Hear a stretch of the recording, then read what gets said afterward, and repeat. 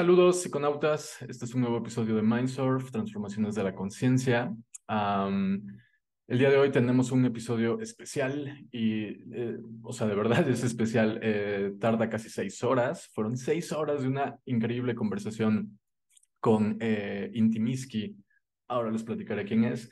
Pero bueno, fue una conversación sobre todo enfocada en algo en que solo hemos mencionado tangencialmente. Es repetitivo, pero nunca hemos dedicado un programa específicamente a hablar de el diagnóstico, digamos, que podemos hacer desde una perspectiva más, no quiero usar la palabra esotérica, pero sí, desde una perspectiva que considere aspectos de lo interno que no se consideran desde el paradigma, ya ni siquiera psicodélico y tal, o sea, desde el paradigma en el que somos formados sencillamente por la época en la que nacimos, ¿no? Y todos los demás contextos giran en torno a eso. Entonces, esta lectura es mucho más profunda que una simple crítica psicológica o social, o lo que ustedes quieran, ¿no? Involucra ambas cuestiones, involucra lo interno, involucra lo externo, pero también parte mucho, y lo va a platicar Inti a lo largo de esta primera parte, implica mucho una actitud relacionada con el camino del guerrero, ¿no? Eso que también se le conoce en Mesoamérica como el camino del jaguar, ¿no? Entonces, es básicamente una perspectiva combatiente, es una línea guerrera dentro de la tradición mágica, que bueno, quienes tengan interés en el tema, por supuesto, pueden remitirse al programa que tuvimos a inicios de año con Juan Pablo Rey, a quien de hecho citamos en 3 o 4 ocasiones a lo largo de estas 6 horas de plática. Entonces, justamente vamos a conocer acerca de las polarizaciones que existen, ¿no? Dentro de las perspectivas actuales. La polarización hiperpositiva, ¿no? El endiosamiento de estas prácticas y de estas sustancias, aún con una ignorancia y una carencia de las herramientas, lo cual lo vuelve particularmente peligroso, ¿no? Y por otro lado, la demonización, la satanización, ¿no? Que pues es lo que más estamos acostumbrados por décadas y décadas de prohibicionismo, ¿no? Pero indagamos en muchas cuestiones derivadas de tener esta perspectiva del camino del guerrero sobre la cual analizar el complejo fenómeno de los psicodélicos, el boom de una industria psicodélica o de un mercado de ceremonias, ¿no? Pero también entramos en aspectos profundos de lo que podríamos llamar los aspectos sombríos de diferentes líneas chamánicas, ¿no? De líneas mágicas en general, podríamos decir, que tiene que ver con la pérdida y la conservación de la energía, ¿no? Con conocer el ritual, conocer al facilitador, conocer las invocaciones, conocer los diferentes elementos estructurales que configuran las prácticas para poder de ahí tener un cierto criterio o lugar de apoyo desde el cual discernir qué está bien en una práctica y qué no está tan bien en otra práctica, ¿no? Y bajo ese sentido, el camino que nos propone la vía del guerrero es esencialmente una senda hacia la liberación. Entonces, eso marca de por sí ya una cierta tónica que va a tener esta conversación. Estamos pensando en términos de que la desencarnación tendría que venir acompañada de una liberación y no de un eterno retorno, ¿no? A la rueda samsárica, a la prisión de la carne, ¿no? A repetir lo que no se puede trascender, ¿no? Entonces, si estamos aquí para trascender cosas es para esencialmente liberarnos y que los seres que amamos se liberen, ¿no? Y mientras más liberación, también habrá un mayor reconocimiento de lo que está haciéndose mal y eso es un poco lo que se busca con toda esta conversación, ¿no? Reflexionar sobre los símbolos, reflexionar sobre el chamán, reflexionar sobre la naturaleza, reflexionar sobre las implicaciones y los riesgos físicos, pero también sobre los riesgos metafísicos que están implícitos en todo esto, ¿no? Tratar de hacer un recorrido por toda la naturaleza de estos fenómenos. Entonces creo que Inti lo logra de una manera excepcional. Y pues bueno, Inti se presenta a sí mismo como un médico tradicional, guía ceremonial y también investigador académico en el campo de las ciencias humanísticas y la filosofía perenne. Él es argentino, radica en México actualmente y menciona que ha sido criado, perdón, en un entorno de medicina moderna y racionalismo al ser su padre un neurólogo y alergista de gran trayectoria, al tiempo que se ha formado en diversos estudios de grado y posgrado, en carreras relativas a estudios culturales y a la comunicación, alcanzando el nivel de doctorando con una tesis en desarrollo sobre metafísica y psicología. Posee un linaje chamánico familiar de diversas raíces geográficas, predominando líneas germánicas y escandinavas, al tiempo que desde temprana edad ha atravesado experiencias y manifestaciones de conexión con el mundo de los espíritus. Ello lo ha motivado su recorrido por diversos caminos y escuelas de conocimiento espiritual, entre la que destaca la logosofía. Inti menciona en un par de ocasiones a la logosofía y a su creador, para después retomar la vocación del servicio en el terreno de la salud física y metafísica, justo como les planteaba yo antes, ¿no? Estas dos cuestiones, no las fragmentamos acá en este programa, porque precisamente uno de los argumentos a los que llegamos acá es de que la situación está tan difícil de encontrar una cierta orientación, porque precisamente se ha generado una hiperfragmentación, ¿no? De todo el tema. Entonces, no voy a hacer más largo el video, espero que lo disfruten y se publican al mismo tiempo la parte 2 y la parte 3 para que si alguien quiere maratonear pueda hacerlo. Entonces, de verdad, fueron 6 horas, disculpen, pero no tiene pierde en mi opinión. Chao. Inti, muchas gracias por estar con nosotros. Desde hace un buen rato teníamos como que esta conversación pendiente, ¿no? Y justo creo que gran parte de lo que vamos a estar hablando el día de hoy está relacionado con toda esta parte oculta, o parte oscura, también podríamos decir, que se intersecciona con la práctica psicodélica en general, ¿no? Lo veamos desde las tradiciones indígenas o lo veamos desde líneas más modernas u occidentales, ¿no? Entonces, es un tema que también ya teníamos pendiente tocar dedicadamente en un programa aquí. Así que bueno, todo se ha conjugado. Eh, para abrir el contexto, digamos, se me viene a la mente como algo muy pertinente, ¿no? Como para dar contexto a todo, la propia definición que hace Stanislav Grof de los psicodélicos, ¿no? O sea, en una época como la actual, en donde el psicodélico está convirtiéndose cada vez más en un sinónimo de medicamento, ¿no? Eh, tenemos como que estas otras posibilidades o estas otras maneras de entenderlos, ¿no? Por ejemplo, lo que Grof decía era que el psicodélico es esencialmente un amplificador no específico, ¿no? Y cuando él hablaba de amplificadores no específicos, se refería a que podían amplificar lo que sea que se tuviera en el lugar que se va a amplificar posteriormente, ¿no? Entonces, justamente es como meter esta idea de neutralidad un poco, ¿no? Y entender al psicodélico quizá más bien en términos de tecnología, ¿no?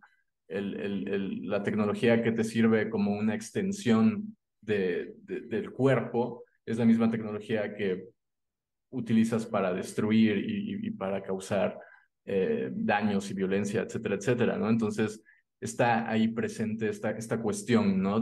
Esta ambivalencia, ¿no? Dependiendo de un montón de factores. Y tampoco hay que olvidar que justamente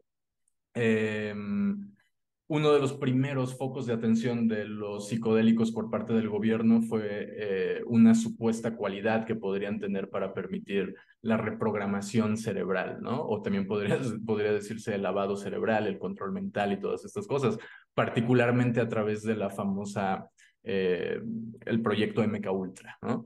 Entonces, de hecho, hay investigadores como Robert Forte que, por ejemplo, señalan constantemente esta eh, relación que tuvo la CIA con el boom contracultural de los psicodélicos en los 60, ¿no? Cosas súper interesantes que normalmente no se hablan, ¿no?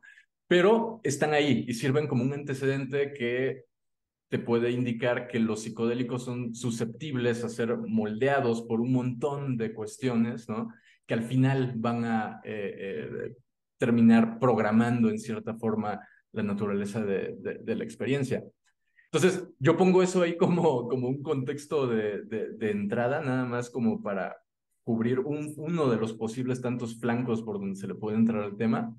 Pero bueno, ¿qué opinas tú de todo esto, Inti? Y cuando hablamos de estas experiencias de lado oscuro o de sombra, ¿qué es lo que te viene a la mente? ¿Qué es, ajá, para definir esto? Bueno, y de antemano mi agradecimiento también por la oportunidad y mi reconocimiento por la labor que venís realizando a lo personal y con el colectivo Mindsurf, que no son los únicos, pero sí están haciendo una labor impecable justamente para avanzar en este campo de disminuir el nivel de ingenuidad que tenemos respecto a estos recursos enteogénicos. Parte de lo que mencionás que plantea Forte respecto a la CIA nos puede servir como base también para replantearnos acerca de esta ilusión tan positiva que hoy en día tiñe todo el campo del mercado de las ceremonias y de los servicios de sanación, que parecen básicamente estar en un túnel de luz y pureza que no se puede ni siquiera cuestionar. En lo personal, como me dedico a la medicina tradicional, yo me permito cuestionarlo para mí mismo, de la misma manera que seguramente alguien a lo largo de su vida se ha cuestionado si acaso no somos potenciales asesinos, ¿sí? Muchas veces yo he soñado, he imaginado, bueno, ¿cómo reaccionaría si, no sé, atacan a mi familia, a mi madre? ¿Qué surgiría dentro mío? ¿Surgiría una bestia que después puede llevarme a la cárcel? ¿Cómo juzgo a los violentos en base a estos instintos? Entonces, intentando prevenirme de las bajas pasiones, las bajas energías, es que de alguna manera intenté entender cuál es cuestionar o reflexionar acerca de este lado oscuro. Como mencionabas, eh, estos potenciadores de las emociones o estos manifestadores de la psique, como se pueden definir los psicodélicos, son desde mi punto de vista, como lo mencionás, que es una tecnología, son extensores de la energía personal, ¿sí? Nos prestan de momento una energía para poder realizar actividades extraordinarias, es decir, es un suplemento espiritual que nos dan ese extra a nuestra cualidad ordinaria, ¿sí? Desde ese lugar podemos pensar que todo tiene una sombra, ¿sí? Estamos en un proceso a nivel de desarrollo de la conciencia en el cual vamos perfeccionando el arquetipo, en este caso el que nos toca, el arquetipo humano. Estamos en esta fase de la evolución, todos los que estamos participando de esta charla y los que las van a estar viendo, de este modelo en el cual nos toca realizar en nuestra conciencia una serie de conocimientos superiores, ¿sí? Una serie de arcanos que a partir de las experiencias de alguna manera vamos aquilatando por medio de los fragmentos o como se le llama en varias corrientes del ocultismo el elixir del conocimiento que surge de las experiencias vividas, ¿sí? Y eso es interesante porque vamos haciendo un pasaje de aquello que está en la sombra hacia la luz, ¿sí? Lo interesante dentro del camino de la terapéutica, como por ejemplo plantea, hay un libro muy bueno que se llama El vuelo mágico, si no me equivoco, de diálogos entre Jung y Mircea Eliade, donde Jung plantea la integración de Satanás, ¿sí? Como un personaje metafórico de todo lo que es imperfecto en nuestro ser. ¿Sí? Ya sabemos todo lo que es el trabajo de sombra de la línea junguiana, pero evidentemente hay un trabajo que hacer, que no implica el ocultamiento de ello por la fascinación de la luz, como parece que hoy en día está siendo la tendencia, de ceremonias del amor, de iluminación, de la expansión del ser, etcétera, pero mientras tanto seguimos postergando el trabajo con todo aquello que está marginado en nuestro propio ser. ¿Sí? Eso en primera instancia. Lo interesante cuando uno habla Perdón, de... ahí, Sí, Inti, si me permites así nada más brincar, porque justo creo que esto es súper importante. En su momento, cuando tuvimos aquí en el podcast a Juan Pablo Rey, hablábamos de esta misma, un poco de la misma esencia de la cuestión, ¿no? Como, am, por ejemplo, la noción pop de espiritualidad eh, no considera esto otro que en ciertas corrientes se le ha llamado el camino del guerrero, por ejemplo, ¿no? La espiritualidad pop y la espiritualidad New Age, digamos, una mezcla de diferentes cuestiones enfocando en su aspecto positivo, ¿no? En la parte luminosa de todo esto, ¿no?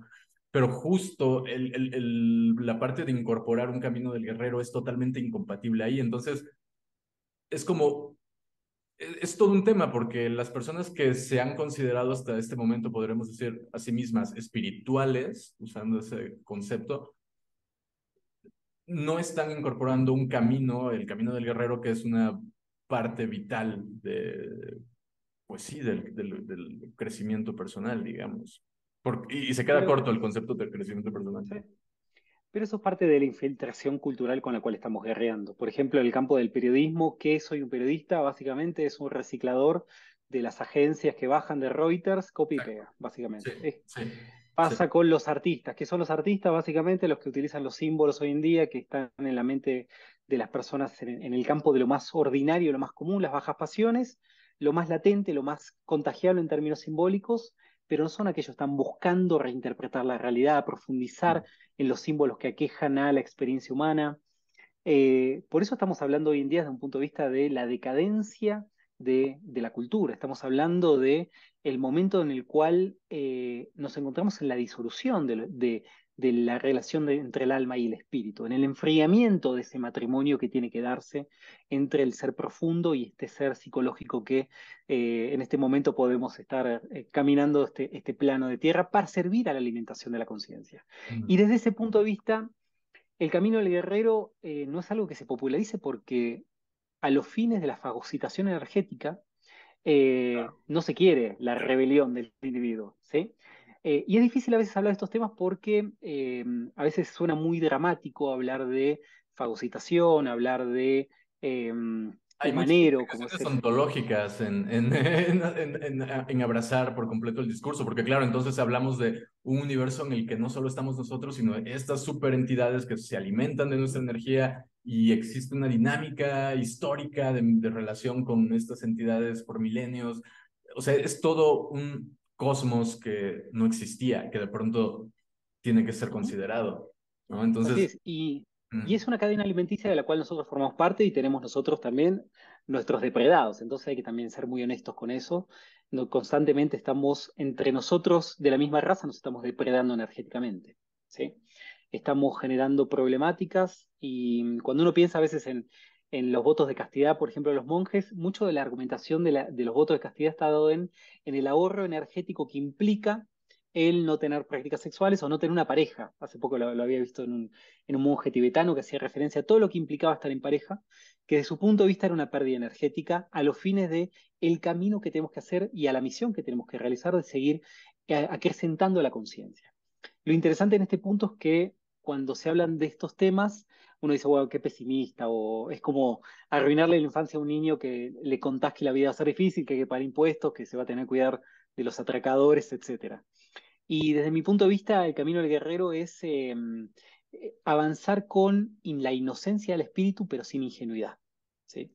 ujú. Saber que tenemos que realizar un proceso de crecimiento energético y en esos lugares en los cuales vamos a ir accediendo, a los distintos peldaños del conocimiento, hay pruebas. Y esas pruebas muchas veces vienen en el vehículo de amenazas externas y amenazas internas, lógicamente. Las pruebas son parte del camino de la maestría. ¿Sí? Básicamente lo que hace el maestro es tomar prueba de las preparaciones que realiza. Esto en todos los campos del conocimiento. Y en el campo de la pura energía o de la pura conciencia, si se puede decir de alguna manera, las pruebas existen y son pruebas de las cuales no se juega.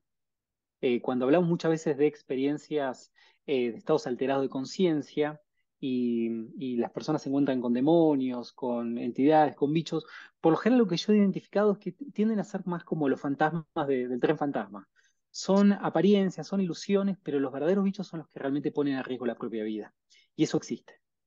Mucha gente dedicada al servicio de la medicina, muchos trabajadores de la luz, incluso el mismo caso, por ejemplo, a mí me gusta pensar en Terence McKenna, que yo no soy un fanático ni un gran estudioso de su obra, pero recuerdo que en una cita de Dale Pendale, que es el que escribe Farmacognosis, hace referencia a que Terence McKenna se echó atrás cuando las entidades le empezaron a hacer demandas, le empezaron a hacer exigencias. ¿Sí? Es una larga historia y yo tuve acceso a personas cercanas a Terence que me contaron esa historia, digamos, y involucra también que a él empiezan a pasar estas cuestiones con las entidades, con la psilocibina, a partir de un tema de pareja. O sea, que él estaba hablando con su pareja, ¿no? Con Kathleen Harrison. Interesante. Ajá, ajá, entonces son como, imagínate, el estereotipo, ¿no? Del arquetipo del psiconauta lúcido y avesado, etcétera, etcétera, ¿no?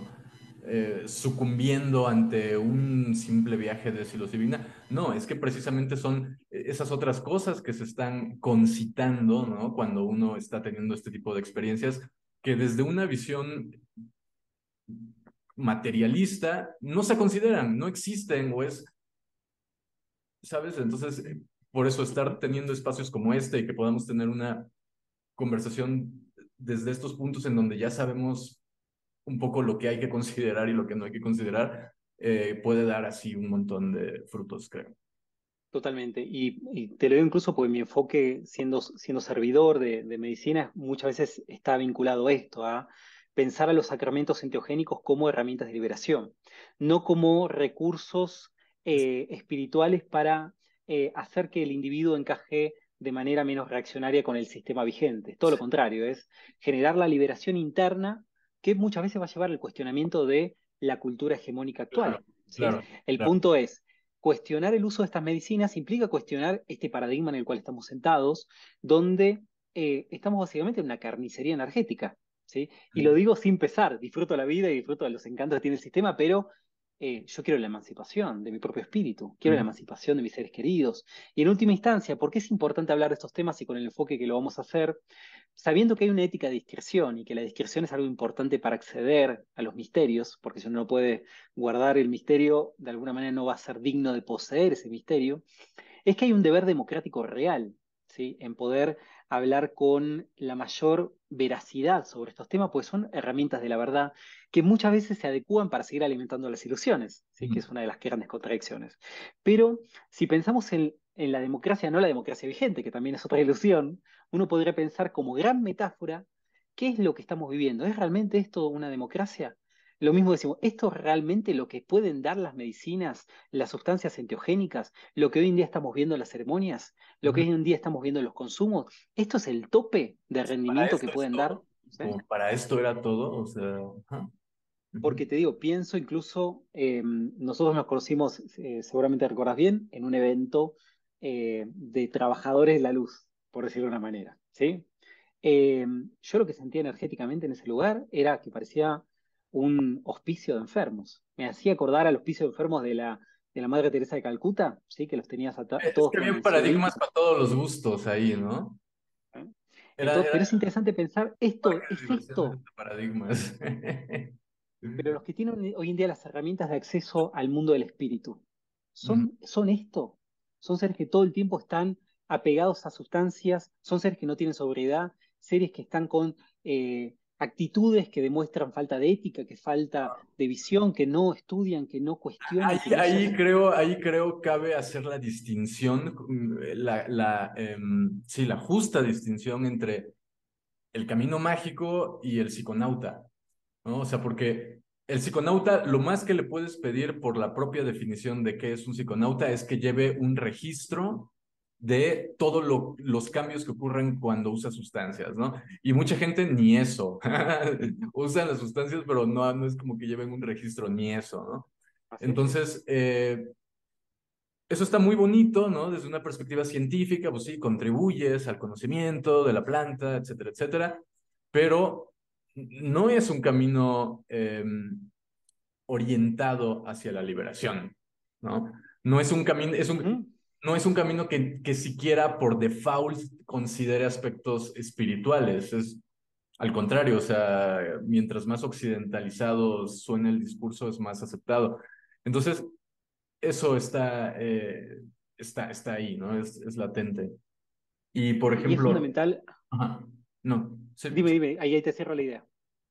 es que, por ejemplo, recordé el mismo año pasado organizamos en Ciudad de México una charla para el doctor Michael Winkelmann, que es de los principales desarrolladores de este campo del neurochamanismo, ¿no? Como buscando correlatos cerebrales con fenomenología chamánica, digamos. Y él decía, cuando alguien se acerca y me dice, soy chamán, lo que les pregunto es, ¿a cuántos bebés has matado? Porque, entre otras cosas, una de las tantas funciones que tiene un chamán cuando está en combate con la aldea rival es llevarse las almas de los recién nacidos de la otra aldea. Entonces, claro, es como, son todos esos otros aspectos que ahí están, ni siquiera es como que, una teoría de conspiración. No, son cosas que ahí están registradas por la antropología desde hace décadas, pero que sencillamente en la nueva moda que se está tiñendo el universo psicodélico occidental parecen no tener lugar, ¿no? O sea, entonces Así es. ahí cierro. Y, y es uno de los puntos que vamos a tocar un poquito más adelante, porque encima tengo una experiencia bastante fresca de encuentro con el viejo chamanismo y el sacrificio que va a dar, nos va a hacer reflexionar, pero también te quería mencionar esto que eh, al mismo tiempo que estamos en una era donde tenemos que cuestionar estas prácticas y es todo el potencial que podemos dar, si vinieron a hacer esto que creemos que es, no sé, las curaciones, y realmente la gente se está curando con el uso de los enteogénicos, yo siento que estamos más cerca de una edad de oro psiconáutico, donde hay cada vez más personas intentando indagar en el conocimiento de sí mismo, liberándose de imposturas externas, donde hay muchos referentes en la escena, mucha gente queriendo aplicar ciencia, y más cerca de la edad de la decadencia del chamanismo. Que esta es una tesis que está muy latente, incluso lo plantea Mircea Eliade, acerca de que en otros tiempos los chamanes tenían dones que sobrepasaban cualquier posibilidad racional, ¿sí? Y es interesante cómo hay una disyuntiva entre ambos campos, entre el chamán farsante y el psiconauta que es un irrespetuoso ante los recursos de la sacralidad enteogénica. Pero lo que me parece curioso es que, y a mí me gusta mucho la denuncia que escucho muchas veces en la psiconáutica, de que el intento de la sanación es una excusa para estar evadiéndose con sustancias, ¿sí? Y me parece importante eso, porque lo he visto en este camino del servicio donde no siempre hay un intento real de liberación, que a veces es más bien adecuar las formas del ser para tener menores problemas posibles. Y cuando uno se da cuenta qué implica el camino del conocimiento, implica muchos problemas. Cuando uno hace un ascenso de montaña, implica un montón de riesgos, implica preparación. Ujú, ¿Sí? Y mucho tiene que ver la metáfora de la montaña con el camino del ujú, conocimiento, con el camino de la iluminación. Y ujú, estos son casi un cliché metafórico de todas las escuelas de conocimiento. Lo interesante al mismo tiempo de hablar de estos temas tiene que ver con que al mismo tiempo que planteé la metáfora de la democracia o esta falsa democracia en la cual estamos, el tema de los peligros de una nueva religión blanca, como fue el tema de Egipto, donde había una casta que accedían a ciertos saberes y otra que se quedaba en el campo de la religión negra. El sectarismo enteogénico está a la vuelta de la esquina hoy en día. ¿Sí? Es muy complicado lo que está dándose respecto a mecanismos coercitivos, diferentes recursos de manipulación, diferentes recursos de sesgos a la hora de trabajar con este tipo de prácticas. Eh, y por ahí al mismo tiempo pensamos en que también existe una metáfora que puede ser aplicada a los trabajadores de la luz, como se suele decir, a lo que es la degradación del religioso, por ejemplo, cristiano, ¿sí? El religioso cristiano que blandía una espada, que tenía capacidades de bilocalización, que era un exorcista, que tenía acceso a conocimientos sagrados, Pienso en San Ignacio de Loyola, por ejemplo, que su Ujú. verbo sigue impregnado en su iglesia en Roma. Uno puede sentir la diferencia de ese espíritu con lo que son los religiosos pederastas de hoy en día. Y yo Ujú. siento que hoy en día muchas veces el trabajador de la luz está más cerca del católico pederasta de la actualidad que al San Ignacio de Loyola, por ejemplo. Y al mismo tiempo hay una guerra invisible que es causante de los estragos visibles que vemos hoy en día en la sociedad, ¿sí? No hace falta enlistar todos los problemas que tiene la sociedad actual, ni hacer foco en los tiempos de colapso en los cuales estamos, que es muy claro, y lo venimos escuchando seguramente de nuestro amigo Rey, el tema de la línea de ébola, que es una línea también vinculada con Guénon, respecto a el colapso de los tiempos modernos, ¿sí? Eso que también Nietzsche hacía referencia respecto a la vergüenza de coexistir con el hombre moderno. El Kali Y a mí Yuga. me gusta pensar totalmente. A mí me gusta pensar que me encuentro con personas donde me da orgullo ser contemporáneo, ¿sí? Veo muchas personas que me da orgullo compartir este tiempo histórico de caos y de transición. Y como bien plantea Ébola, básicamente en estos tiempos donde básicamente representan la figura de este felino desenfrenado, lo que tenemos que hacer es ni enfrentarlo, ni intentar escaparle, es encontrar la capacidad para montar, para cabalgar a esta fiera.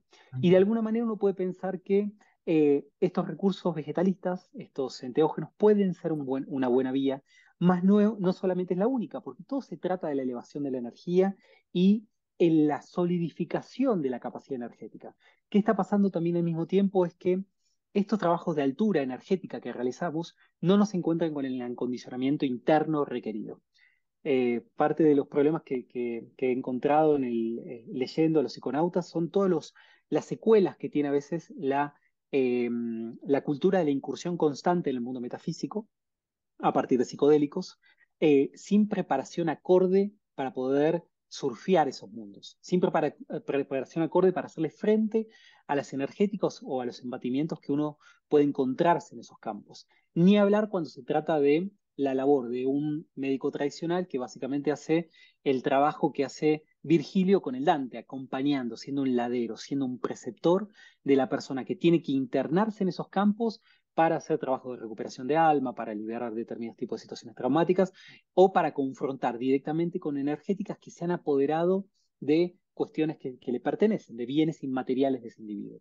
Y acá podemos hablar de un montón de cosas que ahora lo vamos a desarrollar, que no solamente la amenaza es del mundo de los muertos, ¿sí? De seres que están detrás de todos los abusos sexuales, y esto es fuerte, pero lo he cotejado en trabajo de medicina, entidades que están detrás de todos los abusos sexuales que se presentan en el campo de lo físico y de lo metafísico, lógicamente, sino también en la ¿Estás falta hablando de en ética general o que ocurran en ceremonias, en esos contextos psicodélicos? en General. general, Ok. todo tipo de abuso.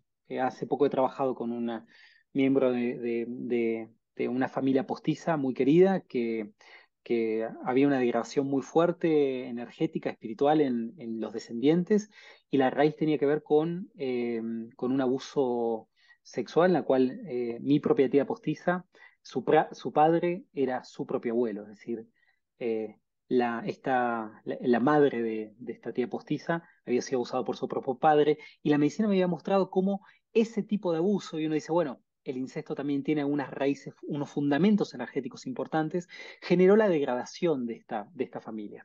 Lo interesante de todo esto es cómo juega la pulsión sexual y la depravación sexual en tanto fractura energética para darle de comer a ciertas energías, ¿sí? Cuando hablamos a veces de la integración de experiencias traumáticas, y lo hacemos desde un punto, desde un sistema de entendimiento, de un paradigma funcional al sistema actual, sin considerar que coexistimos con otras formas de vida, sin pensar que vivimos en una realidad de planos mentales superpuestos, de alguna manera limitamos el entendimiento de la sanación o del el desarrollo de la propia energía. Y eso es muy importante tenerlo en cuenta para lo que vamos a hablar ahora, de lo que implica tanto el camino de la práctica ceremonial enteogénica de los servidores, pero también en la búsqueda de todos aquellos que están en un intento de sanar y de elevar su propia energía. Ujú. Aquí lo voy a comentar porque es como justo la última palabra que acabas de decir fue justo esa energía.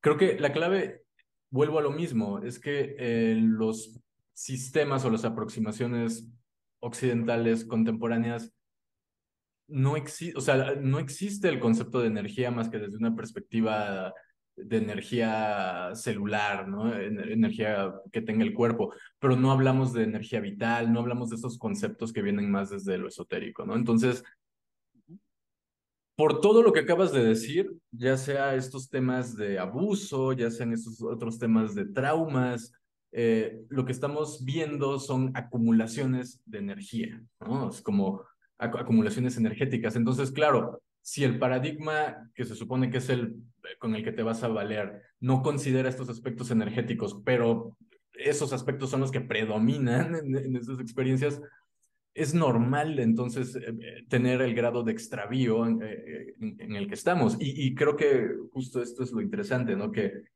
creo que si tuviera que quedarme con un concepto de esta introducción del programa, sería como esta idea de la dimensión energética, ¿no? O sea, eso es, no se tienen claro, es como que alguna gente intuye, sí, que intercambiamos energía y tal, pero no hay un conocimiento claro, así como hay del sistema nervioso, que nos explique cómo funciona el sistema energético, digámoslo, ¿no?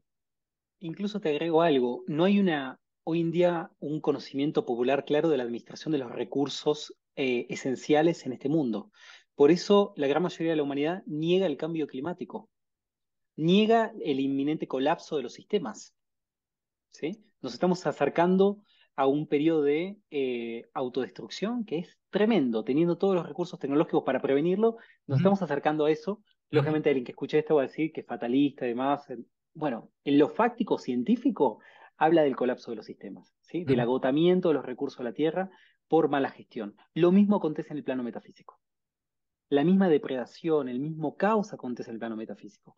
Podemos elegir varios caminos. Uno, el negacionista, ¿sí? Y sigo viviendo bajo esta ilusión que me están vendiendo. ujú, Dos, el guerrero, ¿sí? El guerrero empieza a abrir los ojos, primero en su realidad interna, porque como ya está dicho hasta el cliché, el único cambio real, tangible, es en nuestro mundo interno, teniendo en cuenta que nada se pierde en el universo, que incluso hasta un periodo de colapso, hasta un periodo de Kali Yuga, viene a traer enseñanzas al espíritu humano, ¿sí? Que de alguna manera este es un gran episodio de nuestra novela espiritual, que podemos aprovechar y sacarle mucho jugo energético, incluso hasta experiencias de confrontación. Por eso existe el arquetipo del enemigo o en el camino más de la terceridad, el pinche tirano, ¿sí? Todas aquellas energías que van a ser oposición para que nosotros pongamos a prueba nuestra consistencia energética. Lo interesante de todo esto es que nos encontramos en un campo donde estamos idealizando estos recursos enteogénicos, ¿sí?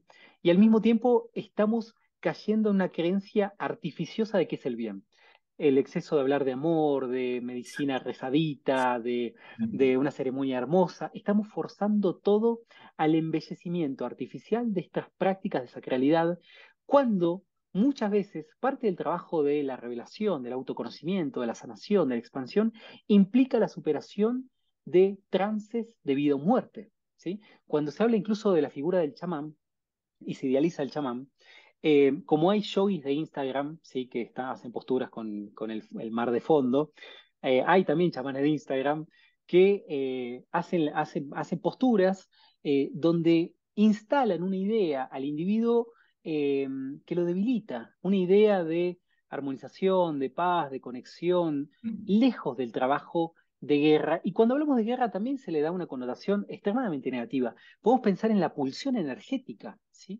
En la polarización de las energías. Por eso Ébola, cuando habla en metafísica del sexo, de lo que implica las tensiones sexuales, habla de una guerra entre esas polaridades para poder generar la chispa divina. Entonces, parte de las experiencias de conflicto vienen a propiciar la chispa divina en nosotros mismos, pero estamos atontados y el atontamiento genera justamente la inocuidad.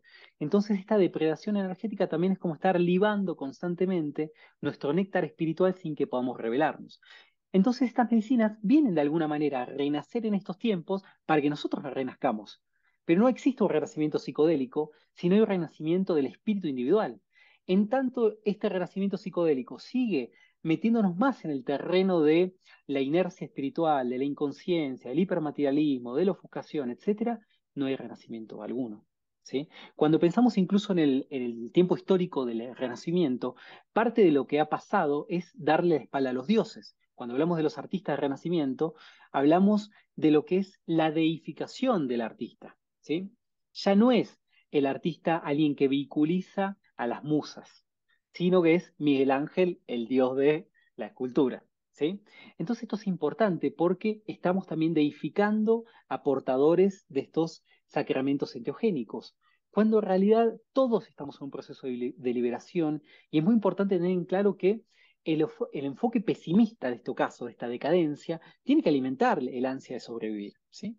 Si nos están doblegando por todos los sistemas, si nos están al mismo tiempo en un brete entre este enfoque en el cual todo es positivo, todo es amor, tenemos que brillar en amor, que es un poco el veneno de la New Age. La New Age trajo muchas cosas, pero el gran problema es que somos merecedores de todo, ¿sí? Que estamos en armonía con el todo, cuando en realidad las grandes tradiciones de guerreros plantean que estamos en guerra con el todo, ¿sí?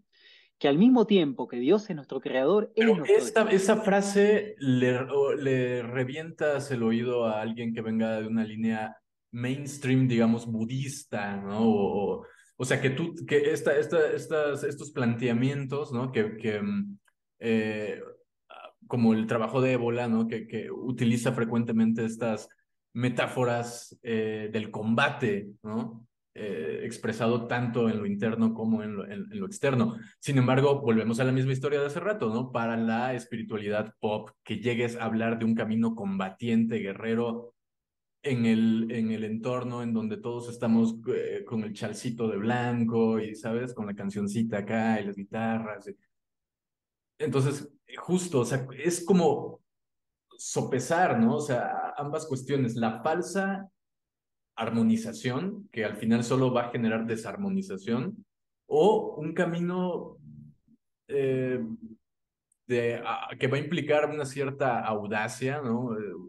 Una cierta destreza, ¿no? Para poder surfearlo, pero finalmente es el camino el que abre a los demás caminos, o sea, la vía mística y la vía mágica se apoyan muchísimo en el camino del guerrero.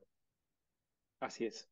Incluso no solamente pensar estos enfoques para, y estamos todavía en la introducción, de las prácticas más seguras con enteogénicos y la reducción de riesgos, que esto es muy importante, Mm. sino la cuestión de eh, darle con todo al viejo chamanismo, que es algo que viene hablando nuestro amigo Rey, el chamanismo inorganiquero, sacrificador, hiperjerarquizado y sometedor, para empezar a jerarquizar el neochamanismo, nuestras prácticas modernas, ¿sí? Las adecuaciones a la experiencia humana moderna, porque sabemos que está teniendo un concepto negativo de, bueno, el neochamán, de tal cosa, pero es importante la fusión, que creo que es el intento que compartimos y que está muy presente en Mindsurf, de la fusión entre el pensamiento científico y estas prácticas de la supraconciencia, Y ¿sí? sobre todo desde Eh, nuestro lugar de mestizos, ¿sabes? O sea, en el sentido de que si tú eres un psiconauta en el mundo moderno, ¿cuáles son las dos vías que tienes?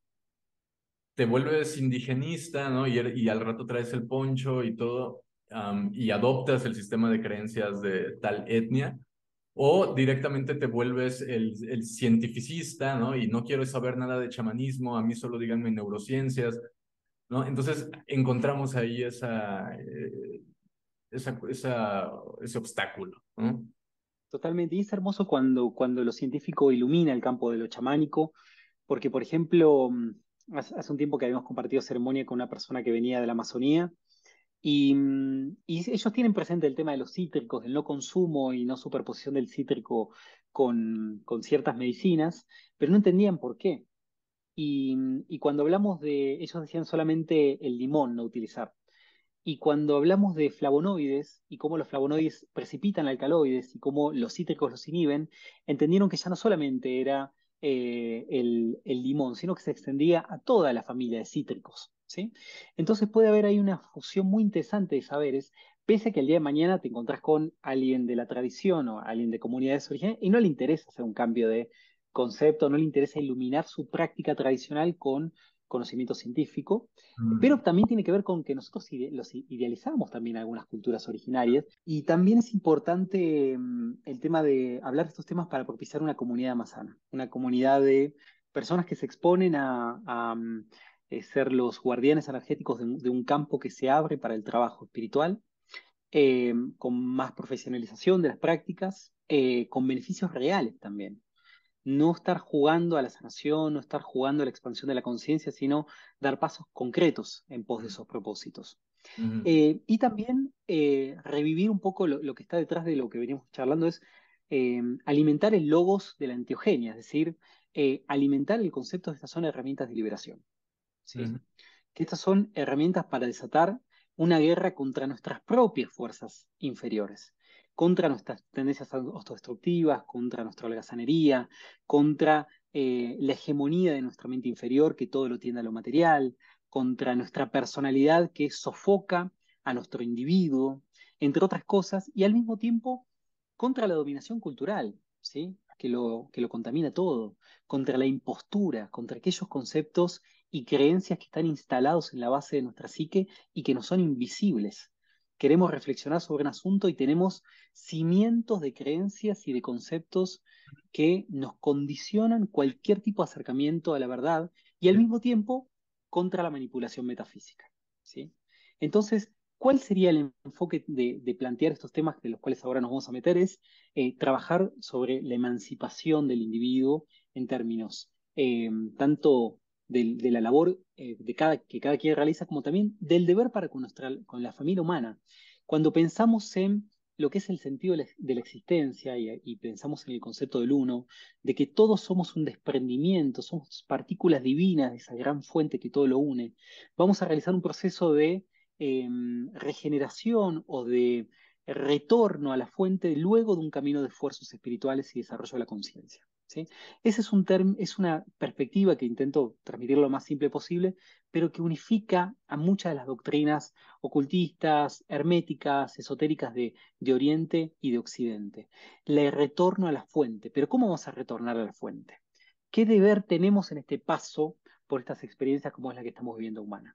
Ahí entiendo que hay mucho que nos tiene para iluminar el camino de la enteogenia o el camino de las plantas, sin perdernos en que lo que venimos a hacer es tener momentos, instantes temporales de éxtasis, cuando en realidad lo que tenemos que hacer es llegar al estado del ser del éxtasis, a la integración, ¿sí?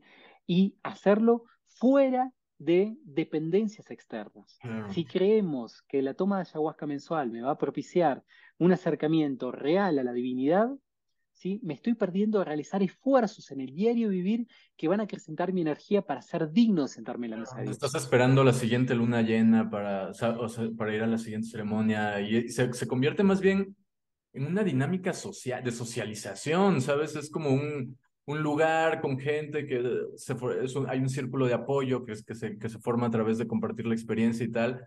Pero sí, exacto, lo que tú dices, o sea, si de entrada estás pensando en asistir a ceremonias mensuales de ayahuasca, es porque no estás entendiendo bien el concepto de qué cosa tendrías que hacer con la ayahuasca, ¿no? Si ya estás pensando en que cada mes, ¿no? Voy a ir a descubrir un poquito más del trauma que me hace falta y en la siguiente descubro más del trauma y en la siguiente, y así te la llevas. Sí, es que también a veces hay una romantización de la figura de Dios o de los dioses. Se tiende a disminuir el espíritu guerrero incluso de las deidades. Por eso se habla hoy en día de angelitos. ¿Sí? Mm. Son seres espirituales tan armados todos. Cuando pensamos en el panteón de dioses, no sé, de la cultura siberiana, de la cultura nórdica, todos guerreros tan mamadísimos, están dispuestos a cortar cabezas. Yo pienso cuando me siente a la mesa, cuando trascienda y me digan, bueno, ¿qué hiciste? Y yo le digo, me tomé 200 ayahuascas, 100 peyote, 40 bufos. Me van a pegar una patada y me van a volver, bueno, empiece de nuevo. Sí, exacto. No, Lo mismo me de van a pedir tres carros y dos yates, y es lo mismo. lo mismo. Me van a pedir, a ver, pese aquí su conciencia, cuántos conocimientos aquilató, Ujú. ¿sí? ¿Qué actos heroicos realizó? ¿Sí? ¿Cómo dignificó su ser? ¿Cómo elevó esa energía? ¿Cómo aprendió a administrar todos sus recursos físicos y metafísicos? Ujú. ¿Sí? Ese es el examen que nos van a tomar. Ujú. Entonces es muy importante para no perder el foco, que estos evidentemente son recursos que vienen a ayudar en estos tiempos de disolución, se vuelven a activar, vuelven a aparecer como en algún momento bajó la meditación trascendental, que le dijeron a Maharishi, le dijeron, es momento de bajar este conocimiento porque la humanidad la necesita. De la misma manera los recursos vegetales vuelven a aparecer en este renacimiento. Pero eh, cuidado que no sea una nueva trampa, ¿sí? Que las mismas energías que mantienen este humanero a tope no lleven estas herramientas para seguir alimentando la degradación energética, es el gran tema de todo esto. Y ahí, si querés, nos podemos meter en los problemas esenciales. Por Sí, ejemplo, el tema del endiosamiento de las medicinas, ¿sí? Es algo muy complicado porque se ha escuchado mucho de las medicinas van a cambiar el mundo, que la empecemos medicina por el te... concepto de medicina, ¿no? O sea, empezando por ahí, o sea, el medicamento es algo que es creado con un cierto propósito, que tiene un rango de efectos en relación a lo que quiere tratar. Y de lo que estamos hablando de los psicodélicos, si volvemos al inicio de lo que decimos hace rato, es como son amplificadores, no es per se un medicamento. Y allí está el tema, ¿no? Más allá de, después entra la parte del medicamento ancestral. Ahorita estamos viendo lo de medicamento y aparte está el tema de lo ancestral que hay que ver, que no siempre está ahí, pero se convierte también en un elemento que está ahí como que presente retóricamente, ¿no? Así es. Entonces, sí, sí, solo quería ahí apuntar a eso. Ujú. Y la pregunta es capciosa, ¿dónde se vio que un medicamento haya dejado mal a las personas? ¿Sí? Lo cierto es que los medicamentos a patente, todos tienen secuelas, uno se puede matar, se puede dar una sobredosis de benzodiazepinas y pasar al otro lado.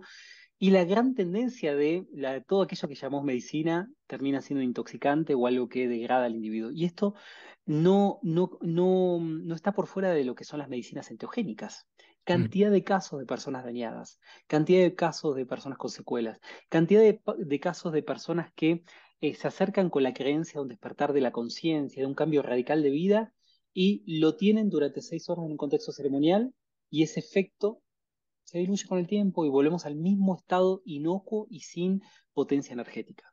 ¿Sí? Sí, no, imagínate que por cada psiconauta tuvieras un iluminado, ¿no? Por poner un ejemplo. Pero la mejor prueba de que eso no pasa, pues es que voltea a ver a nuestra propia comunidad. Obviamente hay gente increíble, súper valiosa, bien orientada y tal, pero dentro de la propia comunidad uno puede reconocer a la inmensa mayoría como jugando con los conceptos que puede pero metiéndose al mismo tiempo en experiencias existencialmente retadoras, ¿no? En donde si algo necesitas sólido es al menos el mapa que te pueda permitir moverte ahí, pero si eso ni siquiera está como que tan claro y todavía está difuso, ¿qué podemos esperar de lo que salga de ahí, ¿no? Y por eso, reitero, Totalmente. este programa de hoy es como un regalo ahí para la banda. Ujú. Totalmente. Y por eso es importante el camino de la sobriedad, que existe un chamanismo y una psiconáutica sobria, ¿sí? Ujú. Un chamanismo y una psiconáutica sin drogas, Ujú. ¿sí? Y es muy importante pensar eso porque nos va a fortalecer un montón de otras cosas. Cuando las personas piensan en un facilitador de medicina, es alguien que todo el tiempo está en comunión, se le dice, estoy comulgando con las medicinas, Mm. ¿sí? Y es por lo general la pérdida de control de esas herramientas. Yo lo he visto en muchos casos. He visto muchas personas perderse creyendo que estaban comulgando más que nunca con las sustancias, y hay casos de incluso una comunidad en Argentina cerca donde crece la huachuma, que es un dentro de la familia del San Pedro, es una cactácea que crece en el norte de Argentina, una comunidad entera fagocitada por algún tipo de energía donde consumen diariamente huachuma, ¿sí? Y cómo está esa comunidad, lógicamente está en un estado de degradación tremendo. Y eso ha pasado también con personas que van a Wirikuta y están comiendo jicuri y se la pasan 2 meses y los terminan encontrando muertos, deshidratados, en un alambre de púa colgados. ¿Sí? Este tipo de accidentes pasa todo el tiempo y más con las prácticas del autoconsumo, porque ahí tenemos que hablar de parasitación energética, de accidentes, ¿sí? Y de todos los casos que, por ejemplo, nos vienen llegando de accidentes, tanto por un síndrome por serotonina, en el mal uso, por ejemplo, de hongos de psilocibe, tanto como por haber sido dañados por facilitadores, ¿sí? Que es un tema muy complicado. En el caso de la satanización de medicinas, que sería un complemento al endiosamiento de las medicinas, existe la cuestión de los malos usos y la mortalidad por medicinas, ¿sí? En el caso de ataques cardiorrespiratorios, crisis de hipertensión, eh, hoy en día se ven mucho los paquetes de medicinas que se dan en retiros y, por ejemplo, no se sabe que la eufoteína, por ejemplo, es vasoconstrictor, ¿sí? Y las armalas son estimulantes cardíacos que en combinación pueden matar a una persona. Hoy en día se sabe por, como de alguna manera, no mezclar, darle un tiempo de distancia entre el consumo de ayahuasca y bufo, pero últimamente he escuchado cada cosa de bufo inyectado, Mañana de siguiente, mezcla. sí, pues sí. Incluso en el caso más sencillo de la mezcla de rapé, sananga y cambó, ¿sí? Que es como un pack donde acumula el monto final que va a pagar la persona, pero uno, por ejemplo, no digo los matses, pero un matse maestro de Cambó dijo está totalmente contraindicado ese cruce. No porque sean medicinas que vienen de un mismo origen, que está en nuestra comunidad, Ujú, nosotros las usamos mezcladas. Está ujú, totalmente prohibido para nosotros, ¿sí? ujú. El maestro Julián Reina Favasi, él me lo comentó. Al mismo tiempo, es interesante el planteo de Paracelso, que también cada vez más se habla de la cuestión de que todo es veneno y nada es veneno, ¿sí? Solo la dosis hace el veneno, y eso aplica a todo. Eh, entonces, empoderemos cualquier cosa como medicina, no solamente estas sustancias cuyos alcaloides tienen la posibilidad de abrirnos hacia otras realidades. Lo interesante a veces de la falta de sobriedad es vivir enajenados de esta tarea que tenemos, que es vivir como humanos, transitar, caminar esta tierra y aprender todo lo que hay que aprender en este plano, ¿sí? Hay un desmerecimiento del plano físico, cuando en realidad el plano físico es toda una tarea digámosle, herculiana el poder estar encarnados en un cuerpo físico. Y hay una línea de pensamiento respecto a por qué hay tanta depredación energética, por qué hay tanto ataque de energías que son bajas a lo humano, porque estar encarnados, estar materializados, es todo un esfuerzo energético muy fuerte. Y nosotros lo desestimamos, que queremos estar volando y transportándonos en el astral a cualquier lado, cuando en realidad vamos a añorar lo que es el cuerpo físico, vamos a añorar los alimentos, vamos a añorar las bellezas que hay en este mundo. Mm. Al mismo tiempo, el gran problema tiene que ver también con otro punto que es la enajenación individual. Hago todo mal, tengo una vida de derroteros, soy una persona inmoral, pero después voy a una ayahuasca y me sano, ¿sí? Y es el mismo mecanismo de la absolución, ¿sí? Claro, ¿Cuánto pago porque claro. me absuelvan? Sí. ¿Tengo que comprar una banca de la iglesia? Lo hago. ¿Tengo que pagar 3.000 pesos, $150 una ayahuasca? Lo hago, ¿sí? Mismo mecanismo donde externalizo la absolución en vez de pensar en mi propia redención. Yo no creo en la absolución por parte de alguien más. ¿Sí? Lo único que creo y que constato en mi propia experiencia es la autorredención. Que en esa banca de compensación kármica, por ejemplo, lo único que existe es compensar cualquier daño. ¿Sí? En ese sentido, el servicio que uno da, cualquier tipo de servicio, no solamente el de la curación de la medicina tradicional, es de alguna forma, desde mi punto de vista, una manera de aquilatar energía y de compensar cualquier tipo de error. Entonces, parte del trabajo es no estar en una inercia 24/7 que después lo suplo con una ceremonia, en donde ahora sí voy a ser consciente, ahora sí voy a comulgar con los espíritus. ¿Por qué no puedo comulgar con los espíritus de mis ancestros cuando estoy cocinando? Claro. ¿Sí? ¿Por qué tengo que hacer, concebir el tiempo exclusivo de algo como el carácter de lo ceremonial? ¿Por qué en la praxis de mi propia vida, el diario vivir, no puede ser un intento de atención plena en todo momento para hacer de mi existencia una práctica ceremonial? Lo que hace poco Rey planteaba de esta cita oriental de qué es el sendero, bueno, ¿cómo sé si estoy en el sendero cuando todo lo que uno vive es el sendero? ¿Sí? Ujú. Y eso aplica al campo en este sentido del trabajo enteogénico psicodélico, ¿sí? Sí, o sea, No perder. sale la psiconáutica del contexto del estado alterado. O sea, eso es lo que hay que entender, que aunque te consideres psiconauta, el 90 y tantos por ciento de tu tiempo lo vas a pasar en un estado ordinario, por más experimentador de la conciencia que seas, ¿no? Entonces, justo pareciera que no, sí, se pierde de atención todo esto. Totalmente, y es algo que es muy claro en la comunidad respecto a que el LSD no nos hace psiconautas, ¿sí? El DMT o el ayahuasca no nos hace chamanes. Lo que somos guerreros del conocimiento, todos, ¿sí? Algunos con mayor conciencia, otros con menor conciencia, pero todos estamos llamados a hacer esfuerzos evolutivos para poder acrecentar nuestra conciencia. Al mismo tiempo, otro punto interesante es el de las promesas y expectativas, el tema del despertar espiritual. ¿Sí? Yo creo que es uno de los grandes engaños del siglo XXI, el despertar espiritual. Y lo vemos con lo que es la competencia que precisamente se está viendo en Estados Unidos de hablar de la disolución del ego. Como, bueno, ya llegaste a la disolución del ego. Es como si fuera un nivel de desarrollo de un videojuego. Ya llegaste, ya conseguiste ese. Te perdí en el audio. Algo que ya ganaste, ¿no? Tu título de liberado del ego. O sea, la gente utiliza así ese concepto. Es como olvidan que en todo caso la famosa muerte del ego es un fenómeno que dura milisegundos, ¿sabes? O sea, es una percepción de vaciado súper extraña de describir que pasa por segundos, por segundos. Y la gente cuando los ves hablar de esto en los grupos y tal, lo hablan como si fuera una cuestión de que algo ya no soy la misma persona porque murió mi ego allá en aquella Ujú. experiencia, sin considerar que obviamente el ego tiene mecanismos por los cuales se rearma continuamente, Así ¿no? es. Así es. Sí, es como un yuyo que nunca muere, Mm. pero hay que tenerlo tranquilito para ir sometiéndolo. Lo interesante es que no hay que despertar nada, porque no hay que despertar cosas viejas, hay que desarrollar cosas nuevas, ¿sí? Y esto es fundamental dentro del camino espiritual, ¿sí? Tenemos que aquilatar nuevos conocimientos. Y cuando vemos que las medicinas o las sustancias te cambian la vida, es muy complicado, porque el único que tiene poder para cambiar la vida es uno mismo, ¿sí? Y que implica el cambio de vida es justamente ir mudando nuestro ser, es ir generando la transmutación psicológica, lo que es la verdadera alquimia, ¿sí?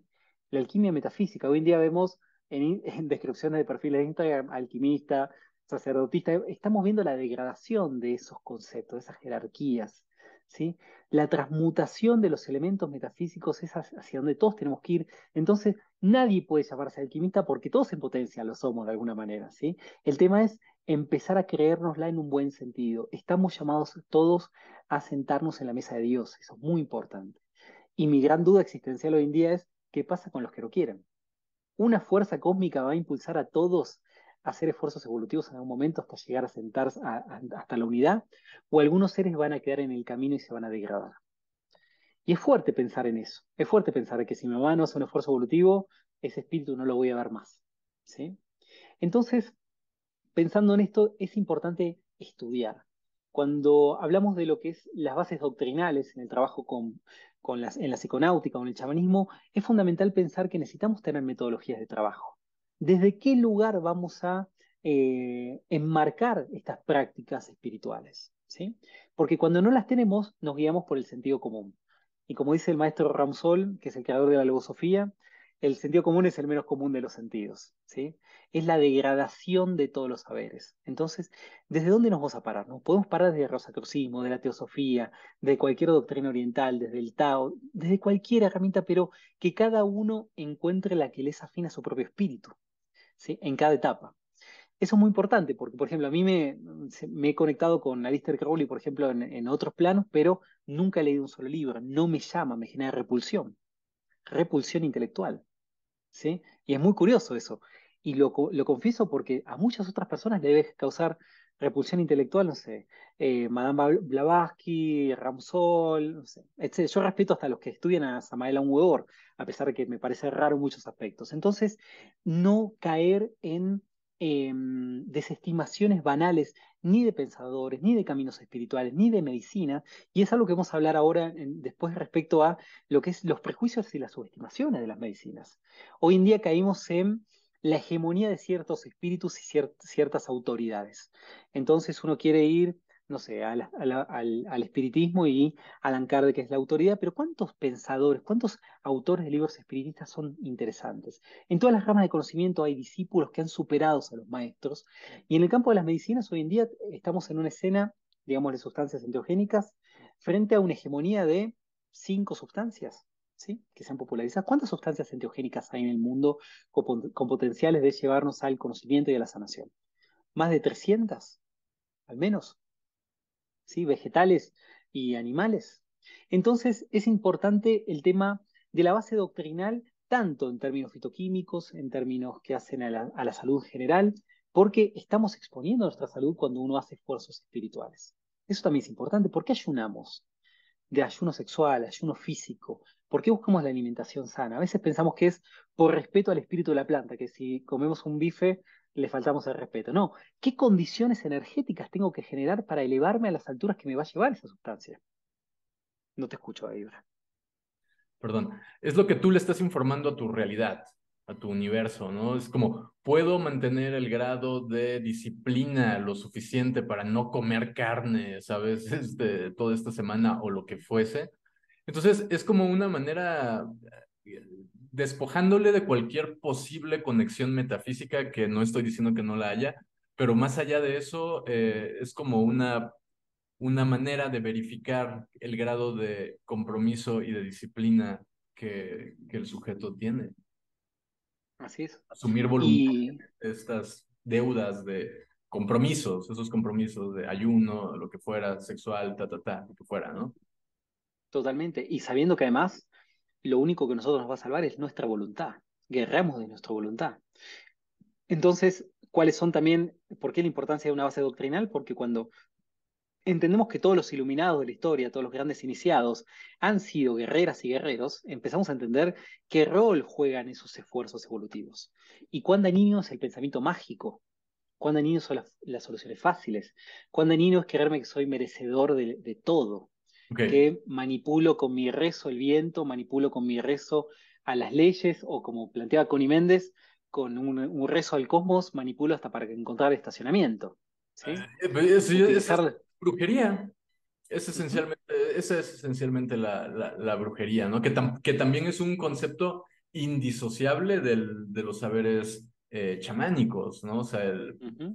es lo que decíamos, es esta esfera de sombra que normalmente no se quiere tocar cuando quieren la parte bonita, ¿no? La parte luminosa, pero no estas Totalmente. otras cosas que están ahí, ¿no? Entonces, Ujú. yo te pondría la pregunta para darle continuidad a esto.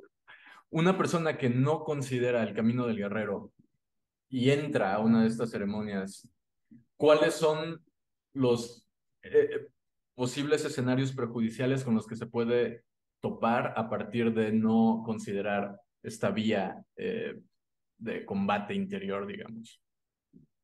En primer lugar, pienso el enajenamiento personal, la pérdida de poder personal, el darle el poder, en este caso al chamán o a la sustancia, de que nos va a hacer el trabajo que cada quien tiene que realizar. Y eso es tremendo. Eso es, eh, eh, de alguna manera, morirse ante los pies del espíritu. Como que el espíritu quiere levantarnos. El espíritu necesita el alimento del conocimiento, ¿sí? Nos dio esa responsabilidad para poder seguir en la senda del logos, en la senda del verbo. Y de alguna manera, cuando no encaramos la vida como una guerra, la vida como una lucha, que no estamos hablando con violencia, ¿no?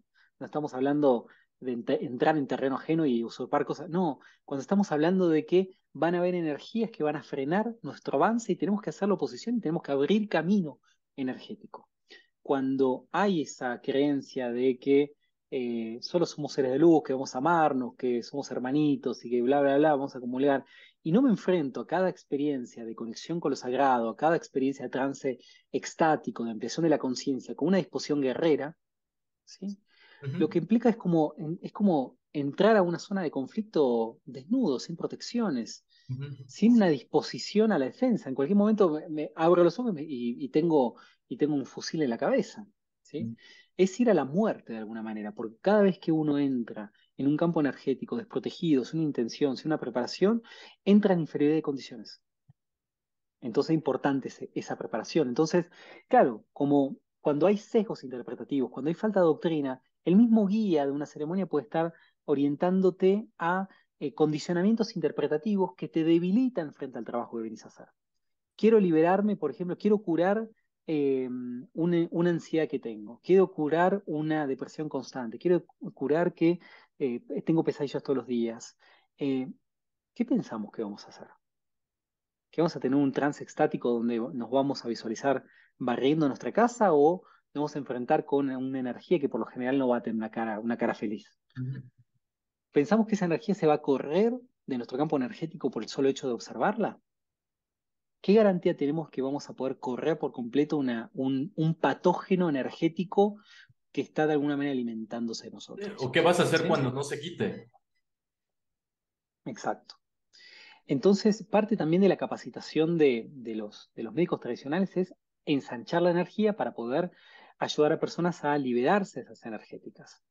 Pero ¿qué pasa? En vez de las personas hacer, dependiendo del camino que cada quien haga, las iniciaciones, las dietas, aprender con maestros, o sea, aprenderle a los maestros buenos realmente, lo suplen con otras cosas. Entonces vemos muchas ceremonias donde se da un marco de coaching, por ejemplo, ¿sí?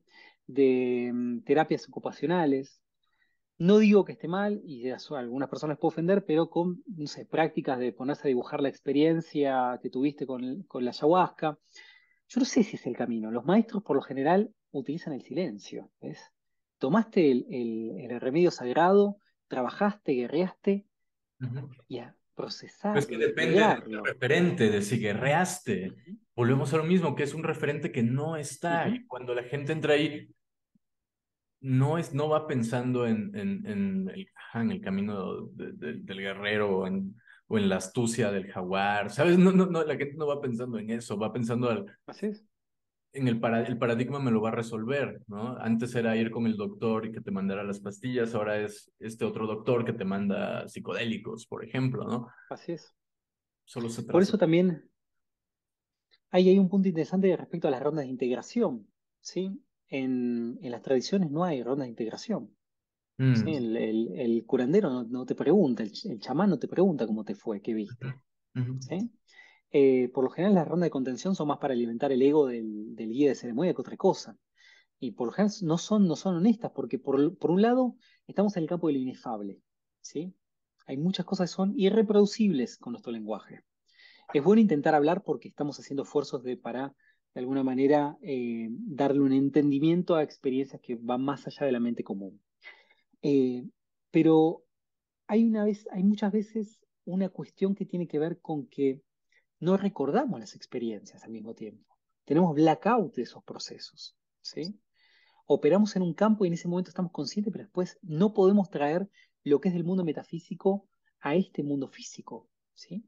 Entonces, ¿dónde quedan las palabras en ese sentido?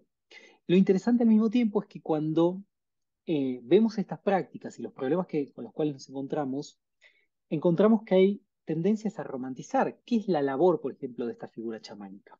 ¿Sí?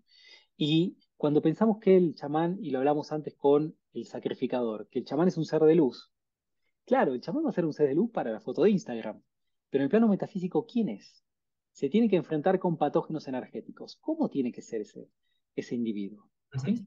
Lo interesante al mismo tiempo es que la tendencia de la figura del chamán es hacer un sacrificador, es hacer un negociador con energías inorgánicas y es ser un ilusionista también. Hay una parte de efecto nocebo que opera el chamán, en el cual me recuerdo hace poco un maestro, al que le llaman maestro de maestros en el pueblo, en la comunidad de San Francisco, en Pucallpa, él dice, yo me pongo mi atuendo porque las personas que vienen me esperan ver con corona y con túnica, pero no lo necesito para trabajar.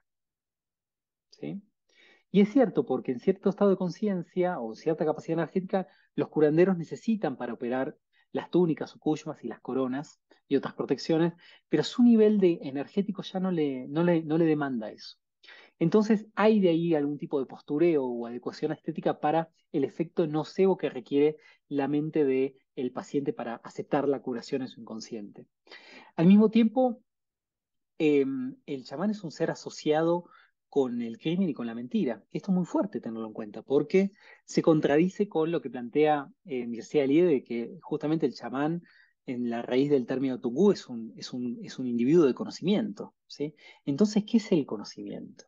Justamente es un análogo a la verdad o justamente, o puede ser de alguna forma las leyes operables en la realidad para moverse hasta donde uno quiere. Y ahí pensamos en los brujos y en toda la línea de Castaneda de operar sobre la realidad de acuerdo al poder personal. y cómo muchas veces en ese camino del conocimiento hay mucha gente que se degrada. Entonces sí es importante pensar en eso. Si yo quiero ser un hombre o una mujer de conocimiento, ¿qué garantías tengo que este enemigo con el cual me voy a encontrar, que es el poder, no me vaya a comer? ¿Sí? ¿Qué garantías tengo de sobrevivir a eso? Em, y lo interesante también es que todas las sociedades tienen chamanes, todas las sociedades tienen luminarias que van guiando. Em, pero los temas en las sociedades antiguas eran temas de vida o muerte. Hoy en día, el gran problema en el sesgo en el cual buscamos las medicinas, buscamos las ceremonias, las experiencias, son asuntos más triviales. Estamos utilizando a los psicodélicos para asuntos que son de trivialidad. Y eso es duro a veces de asumir porque cada vez se acercan más personas buscando la experiencia. Porque me dijo tal que hizo una ayahuasca y le encantó demás, van buscando la experiencia. ¿Cómo nos van a recibir los dioses cuando nuestro interés es curiosear en el mundo metafísico? Ujú. Cuando Exacto. no hicimos más esfuerzo que pagar $30 para la ceremonia. Sí. O, no sé, $250 para la ceremonia. Viste por ahí dos Entonces, o tres arquetipos, ¿no? Hablaste con dos o tres entidades, inteligencias no humanas, ¿no? ¿Mm? Es como un parque de diversiones, es un parque de diversiones ontológico, ¿no? Hay todo lo que te puedas imaginar que existe o que pueda existir, ahí está, ¿no? Así es. Pero al final, si estamos hablando de herramientas de liberación, bueno, al final, ¿dónde está la liberación en todo esto, ¿no? Y si no está, entonces es totalmente lo que tú estás diciendo, es desaprovechar estas experiencias, malgastar las experiencias, buscando lo que no se No, tenía que buscar en primer lugar. totalmente, pero hay que tener en cuenta que esta cuestión del filtro de la intención es algo fundamental y que no condice con las necesidades comerciales de la industria. Es, vienen personas a tomar sustancias a una ceremonia, no indago qué intención tienen porque lo que me interesa es sumar al número de la ceremonia final. Entonces, ahí hay una cuestión ética que lo vamos a tocar quizás un poquito más adelante, pero en esta romantización del chamán o del guía, también podemos hablar de la romantización de la naturaleza. ¿Sí? Quiero tomar ayahuasca en la selva. ¿Sí? Justo acabo de volver, la semana pasada estuve en varias comunidades de Pucallpa, incluso de Pucallpa 12 horas en lancha, y trabajar en la naturaleza es un infierno. Los insectos, toda forma de insectos, insectos que en el medio de la ceremonia te muerden, que no sabes si son físicos o metafísicos, incomodidades, calor extremo. Me hacía acordar un poco a lo que plantea justamente Mircea Eliade de la locura del Polo Norte para los primeros chamanes siberianos, que los primeros chamanes estaban vinculados con la locura y tenía que ver con la tendencia polar de esa región. En este caso, estas culturas de extremo calor también pueden haber tenido un tipo de conexión con la locura producto de esas condiciones climáticas. Entonces, romantizamos la naturaleza. Y me gustaría realmente ver a una persona diciendo, oh, quiero tomar medicina en la naturaleza. Bueno, estate en la naturaleza, pasá una hora en la oscuridad. No te escucho llorar. Perdón, otra vez. La plantita equivocada y te mueres, ¿no? Cortas la plantita Totalmente. equivocada en el campo, ¿no? Tú asumiendo que como es de la naturaleza, aquí está la medicina y tal, pero era la planta equivocada, intoxicación, muerte, ¿no? Entonces, sí, justo, es que hay una idealización y una romantización de lo natural. El mejor ejemplo de esto es el famoso debate natural versus sintético, ¿no? Cuando hablamos de Así es. psicodélicos. Ahí es donde se ve Ujú. este chauvinismo eh, enteogénico en el sentido de la planta y la síntesis aquí, sí, cuando en realidad la planta está hecha de las mismas moléculas que después se pueden también estudiar en un laboratorio, ¿no? O sea, Ujú. el hecho de que algo tenga una molécula, digamos, por poner un ejemplo, alcaloide, quizá desde otra cosmovisión, representa o quiere decir que tiene las aptitudes necesarias para que un espíritu pueda habitar esa porción de espacio, ¿no? Así es. Yo en ese campo, la verdad, todavía no lo tengo muy claro con lo sintético. Mm. Eh, pero si, por ejemplo, el 5-MeO-DMT ayuda a bajar los niveles de especismo que hay con el Insidious alvarius, lo aplaudo, la verdad, porque lo que está pasando con el Insidious alvarius es tremendo, como está pasando entre otras cosas, con las mismas medicinas, en el sentido de que tomando esta idea de la romantización de la naturaleza, ni la naturaleza es una panacea, ni las ciudades son el infierno. Mm. Entonces también puede haber un chamanismo urbano en Claro. el cual, si podemos traer a un médico tradicional de la selva, porque es el mejor para tal cosa y le va a dar su curación a tantas personas en la selva, y ahorramos de que despegue un avión, ¿sí? Y que siga emitiendo gases. Quizás ahí hay análisis que podemos hacer de lo que implica los sacrificios hasta incluso ecológicos. Porque, por ejemplo, yo soy un promotor del el análogo de la yanga, como bien sabrás, y me parece que estás en la misma línea, de que con la yanga se pueden hacer maravillas curativas y gnósticas, al igual que otras grandes plantas sagradas que requieren mucho más recurso, ¿sí? Como el hombre que consume gasolina para ir en la lancha hasta meterse en la selva, vuelve, lo corta, cocina, viaja eso en un avión. De la llaga podemos sacar un recurso vegetal sin depredar un recurso, el tepescohuite, sin lastimarlo de alguna manera, cuando está bien cortado, tener abundancia, tener bajo riesgo y ser coherentes con lo que estamos propiciando. Estamos propiciando la integración con las fuerzas de naturaleza, la puesta a disposición con los espíritus de la tierra. Y al mismo tiempo la oda a la vida, ¿sí? Y a la regeneración. Entonces está también depredando los recursos, es un poco una incoherencia, pero bueno, mientras tanto seguimos romantizando la naturaleza sin ver que también hay depredación en las prácticas enteogénicas. Al mismo tiempo existe una romantización del mundo metafísico, que es otro punto interesante. Accedo al mundo metafísico, fumo tal sustancia y me meto. Y el mundo metafísico tiene el mismo nivel de hostilidad que el mundo natural. Los mismos encantos y las mismas amenazas existen en el mundo de la naturaleza que en el mundo metafísico. Ujú. ¿Sí? Y eso está expresado en todos los textos serios de espiritualidad de forma más oculta, menos oculta. El tema es uno en qué momento de maduración está para escuchar ciertas verdades, ¿sí? Como un niño que no está preparado todavía a escuchar sobre los sicarios de ciertos cárteles y las aberraciones que realizan. ¿Qué nivel de maduración interna estoy para poder acceder a ciertas verdades de lo que acontece en el mundo metafísico también? Claro.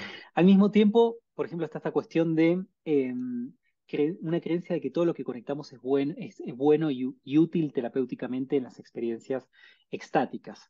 Hay mucha gente abusada sexualmente, en el plano metafísico durante una ceremonia. Claro, ¿Sí? claro, claro, Hay claro. gente atacada de Los todas famosos maneras. experimentos de Rick Strassman con DMT en la Universidad de Nuevo México, donde le suministraron por vía intravenosa a más de 60 personas DMT y un montón de gente regresó con historias de violaciones por parte de reptilianos, ¿no? Cosas Ujú, así. así es. Incluso, por ejemplo, con la ayahuasca, esto el sesgo, que se dice hay que dejar de ser comido por la serpiente, que te coma la serpiente. El tema es que el que te coma la serpiente. Yo lo vi justo hace poco con la maestra Esencia, que es una abuela de 80 años, eh, que sí me estaba comiendo una serpiente, pero no era el espíritu de la ayahuasca, era otra cosa, eran otros bichos. A veces creemos que el águila es solo un águila, el cóndor es solo un cóndor, que Dios se presenta en una única forma y hay tantísimas amenazas y justamente parte del arte de ciertas energéticas es el revestimiento de su ser para ocultar su verdadera naturaleza, ¿sí? El don de ver tiene que ver con poder reconocer la verdadera naturaleza de cada cosa. Y a veces entramos en esos planos enceguecidos e inconscientes y nos dejamos, hacemos interacciones con todo tipo de energía sin conciencia que eso puede tener una consecuencia. ¿Sí? Ujú, Digo, no está mal ser comido por la serpiente, pero ¿qué serpiente? ujú, ¿Qué sentís? ¿Qué impacto hay adentro? Yo sentía que me estaba asfixiando una anaconda directamente, que tenía que pelear y que era una prueba. ¿Sí? Y realmente lo sentía corporalmente y sentía que estaba luchando por mi vida. Y era mi prueba, sin duda. Iba a tomar la idea de, no, hermanito, si había un hippie al lado que me decía, hermanito, fluid, deja de te coma, también le cortaba la cabeza. ¿Sí? Lo interesante también de otro punto vinculado a los problemas esenciales es que se están planteando como que sirven para todo. Cualquier mal se puede curar con cualquier sustancia. Y yo tengo casos como familiares y demás que he intentado incluso utilizar las medicinas que mejor manejo y no lo he podido usar y al mismo tiempo me he encontrado con una ley que está muy presente siempre en la curandería, que no se puede dar servicio a la propia familia y todavía no lo entiendo eso. ¿Sí? Em, Cuando decimos que la ayahuasca cura todo, ¿mediante qué proceso? ¿Con qué protocolo? ¿Con qué dosificación?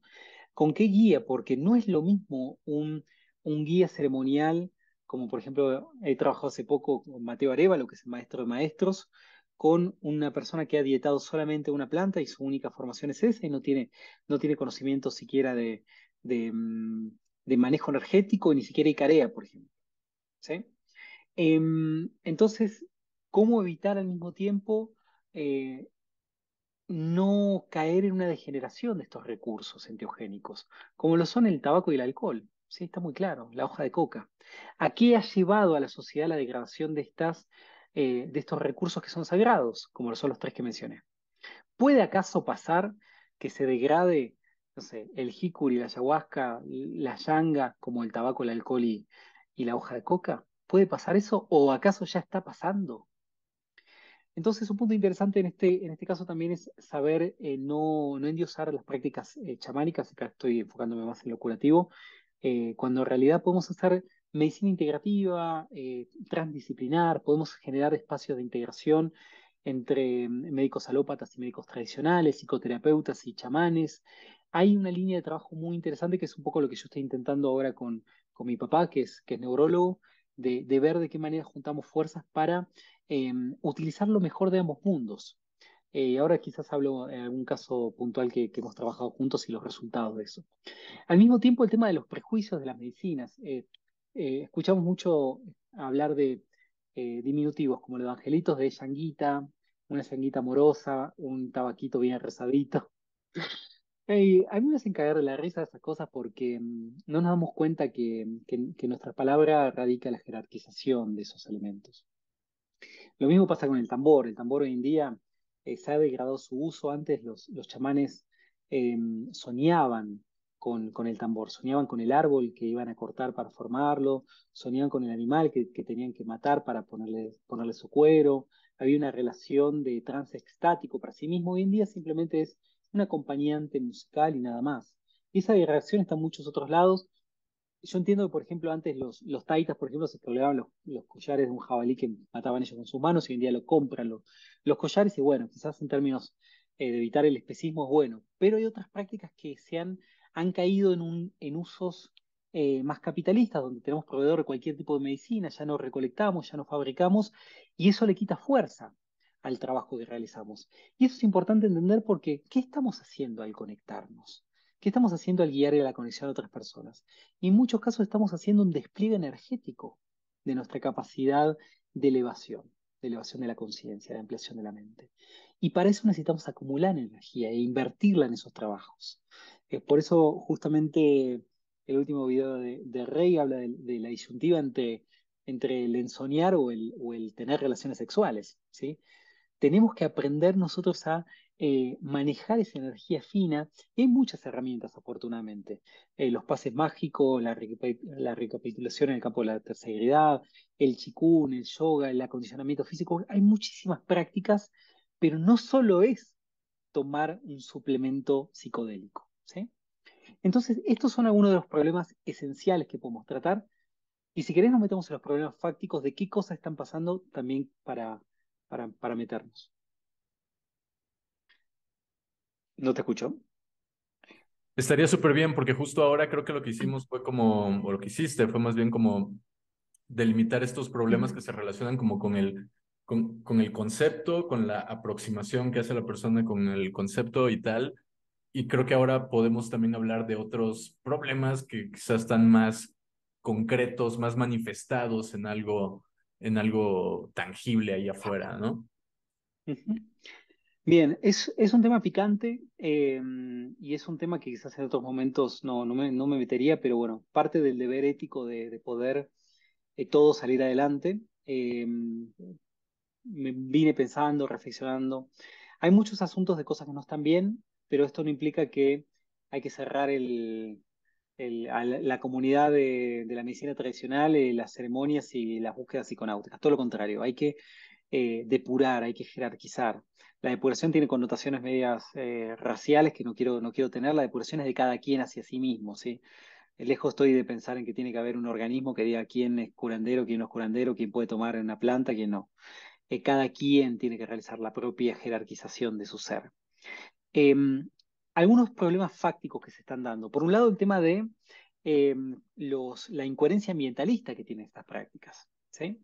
La depredación de recursos, ¿sí? Lo estamos viendo con el jicuri. Hay un estudio que salió hace poco que habla de que en los próximos 10 años, a este ritmo de consumo y de explotación y de tráfico, va a desaparecer el 80% de la Ujú. población del jicuri en México. Es aberrante. No solamente es la cuestión de el saqueo y demás, es también la cultura del consumo del jicuri. Son los No, y es que se grupos, trafica muchísimo jicuri, que sale de ahí. O sea, se también, sí, trafica, es tráfico todo lo que... Ujú. pero también los círculos de consumo de jicuri tienen que hacer media responsabilidad de cuánto están consumiendo, ¿sí? Claro, claro. Eh, y afortunadamente cada vez hay más personas que al menos están intentando cultivar y llevar nuevamente jicuris bebés a replantar el cierto. Hay un intento importante. Pero ¿cómo puede ser que diciéndose defensores y amantes e hijos incluso hasta de estos espíritus, estemos depredándolos? Una vez escuché no quiero adjetivarlo, una expresión tan poco acertada de él diciendo, estos espíritus son tan grandes que están dispuestos a sacrificarse por Ah, nosotros. claro, creo que también tuve el honor de ver eso en un posteo en Facebook, si no recuerdo mal. El mismo comentario que tú acabas de hacer. Ujú. Así como de, no, no, no, pero es que en el plan de las plantas ya está considerado que les vamos a, que los vamos a exterminar casi, casi, ¿no? ¿Sí? No, y es que también no sabemos cuán peor se va a poner este mundo. ¿Cuántos grados más va a subir el calentamiento global y cómo se va a poner justamente caldeada la situación y cómo vamos a necesitar estas herramientas? Ujú. Hay por otro lado algo que es muy interesante y tiene que ver con la ocupación de las identidades originarias. ¿Sí? Hay un documental maravilloso que se llama Kumare. eh, Recomiendo a todos que lo vean. No está tan fácil conseguir. Y básicamente es un descendiente de familia hindú que nace en Estados Unidos y es espectador de la ola de gurúes que llegan a Estados Unidos y venden cosas. Y él es estudiante de religiones comparadas y dice, bueno, a ver, ¿qué pasaría si yo me hago pasar por uno? Y crea una identidad de un maestro, de un gurú. Y es espectacular todas las enseñanzas que deja ese documental. Mm, Porque una de las grandes cosas que deja pensando es, che, pero las personas cambian y este es un impostor. ujú. ¿Es acaso tan impostor como dice? ¿O será que nosotros con cualquier estímulo podemos tener un beneficio, podemos Claro. cambiar, podemos mejorar? ¿Sí? Ujú, Al mismo tiempo, hay también una estetización de la figura del chamán. En Latinoamérica está la cuestión de la persona anciana y de piel morena. ¿Sí? Eh, y es fuerte también eso porque, no tanto porque personas que vienen de otras líneas raciales o en otras edades no puedan meterse, sino porque si es viejo y moreno ya le voy a querer más que a otro, mm, sin importar qué formación tiene. Y es fuerte pensar que está habiendo cada vez más maracames que no son maracames, por ejemplo, ¿sí? Maestros curanderos de la niña wixárika que salen de las comunidades a dar medicina sin haber sido autorizados por las comunidades de ancianos, ¿sí? Entonces, el problema no solamente es de las personas externas a las comunidades que son poseedoras de remedios enteogénicos, eh, sino también es interno. Porque claro, uno va a las comunidades de Pucallpa y hay mucha competencia respecto a las posesiones. Y ujú, yo veo que tal vecino subió a su Facebook fotos que se fue a Holanda a dar ceremonia, qué está ujú, haciendo, qué hizo, quiero lo mismo, ta, ta, ta. Nosotros creemos que por estar en contacto, en comunión con estos espíritus de alta jerarquía, no pierden la cabeza por el dinero. Y yo he visto principalmente una persona que vino, que nosotros le ayudamos a organizar eventos, eh, pervertirse por el dinero y hacer cosas inmorales. Y ahí hago mea culpa, fue un aprendizaje, también eso me dijeron, que promocionamos a esta persona con buena intención, porque una chica había dicho que era su maestra, era muy buena, y era una chamana shipibo maracame, con familia, madre soltera, de una comunidad pobre, etcétera, que creímos que estaba todo servido para hacer algo bueno, y terminó siendo cosas nefastas, ¿sí? En el plano físico y en el plano metafísico. Entonces, también hay un problema que tiene que ver con la falta de vocación de eh, los descendientes de los curanderos. mm, No todos quieren dedicarse a la curandería. Y ujú, lo que a veces pasa es que quieren dedicarse por el varo, por el dinero, ¿sí? ujú, No siempre los chamanes encuentran alguien en quien legar el conocimiento y a veces también pasa, y esto lo ha comentado una abuela, que no quieren que sus hijos se dediquen a eso. quieren que se emancipen porque ellos mismos tienen un concepto negativo de que son prácticas que los alejan de desarrollos que tienen que ver con los estudios académicos, con la urbanidad, con el capital, etcétera. Y eso es fuerte. A veces hay muchos maestros que están buscando en quién legar el conocimiento fuera de sus propias familias. ¿Sí? Entonces hay que contemplar esa variable. Por otro lado está la cuestión de la invención de la identidad, ¿sí? Donde personas, lo que le llaman la apropiación cultural y al mismo tiempo la manipulación mediática, que es complicado, bioterrorismo también se le está llamando. Y eso pasa no solamente con el chamanismo, pasa también con las prácticas energéticas de Oriente. Un caso que es Claro. un temazo para un Famoso despertar documental. de la Kundalini. Bueno, justamente de ese digo, Ujú. el Kundalini Activation Process, Sí, sí, ¿sí? El sí. CAP. Eh, es tremendo, porque justo acabo de encontrarme con una persona que eh, recibió unas terapias de quien fue su pareja antes de que este personaje inicie todo su proceso y ella cuenta, él era un matemático que tenía una empresa de marketing y toda su metodología se lo apropió de un maestro filipino y está todo el proyecto armado bien pensado. Y ella decía, vos pensás que todo el diseño gráfico que tienen, el branding, la estetización de los que son los facilitadores, la escalabilidad de los distintos niveles en el manejo de la técnica está hecho por azar o porque fue inspiración de los dioses. Es todo un plan de mercadotecnia, ¿sí? Ujú. Y lo interesante es ir viendo, estar atentos a los casos que van empezando a aparecer, que ya hay algunos, de personas que quedan dañadas energéticamente por ese tipo de técnica. Cuando lo que sabemos de los maestros, principalmente de Oriente, es que hay que tener cuidado con la Kundalini, ¿sí? Que es Ujú. peligrosa, es mortalmente peligrosa. Y Ujú. ahora por 999 pesos mexicanos o 1.111 pesos mexicanos te activa la Kundalini, ¿sí? Entonces, hay que tener muy, muy en cuenta esas cuestiones de las invenciones de la identidad de los nuevos maestros, que no implica que aparezcan nuevas técnicas, que no implica que no aparezcan nuevas medicinas, y eso está pasando, pero mucho cuidado con estas invenciones de identidad. Y ahí viene un punto que es interesante y que es el más obvio de estos temas, que es el de los abusos sexuales. ¿Sí? Y el tema de los abusos sexuales es algo, y justo me blureo con este tema, Ujú. aberrante. Es algo muy complicado porque, sin empezar a mencionar quién abusó y demás, es algo en extremo frecuente. Es algo eh,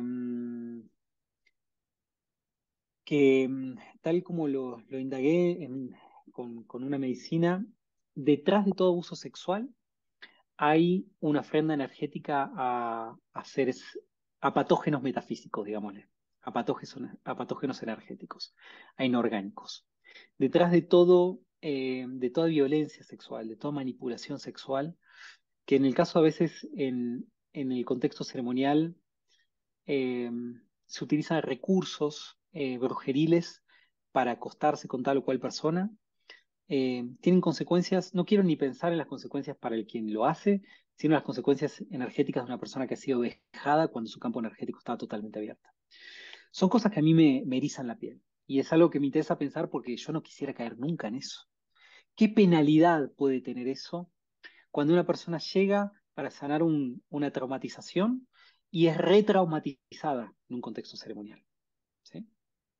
Y lo difícil es que hay muchos casos y pocas instancias de denuncia de esto. No existe un portal de testimonios. ¿Sí? No existe una instancia donde las personas digan, che, tal persona me ayudó, tal persona, ojo con esto, que es un depredador sexual.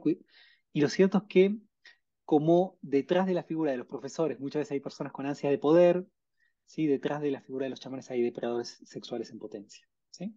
Y no solamente son las cosas ilícitas en tanto uso esto para el abuso sexual. También se han visto cosas del uso de los recursos mágicos para cosas que no tienen sentido. Hace un tiempo un amigo me contaba que se alejó de gente que venía de Colombia porque vieron cómo la organizadora de las ceremonias le dijo al taita que tenía un problema con la vecina, que no le quería vender su terreno y demás. Y este taita le dio un recurso brujeril que consistía, no voy a dar lógicamente el tip, pero estar como pisando constantemente la energía de la persona, hasta que esta persona se vio tan atormentada energéticamente que le dijo que le cedió el terreno, que no quería meterse nunca más, que no quería tener problemas. Y eso se lo dijo supuestamente un curandero, un recurso brujeril para invadir la propiedad privada de otra persona. Entonces, ¿cuántas cosas ilícitas se pueden hacer? ¿Sí? Ujú, ujú, ¿Dónde está el límite de lo ético en este caso? ¿Sí? Em, Pienso que la falta de una línea doctrinal de entender que tenemos que ir por el camino de la virtud, para que voy a intentar recuperar el foco, por el camino de la virtud tiene que ver con emplear estas herramientas de la forma más virtuosa que podamos. ¿Sí? Después, la cuestión de la desregularización legal de todas las herramientas es un tema complicado. No me quiero meter en provisionismo y cosas de ese tipo, pero eh, hoy en día vemos políticas que son beneficiarias del narcotráfico y políticas que de alguna manera no benefician la exploración de la conciencia.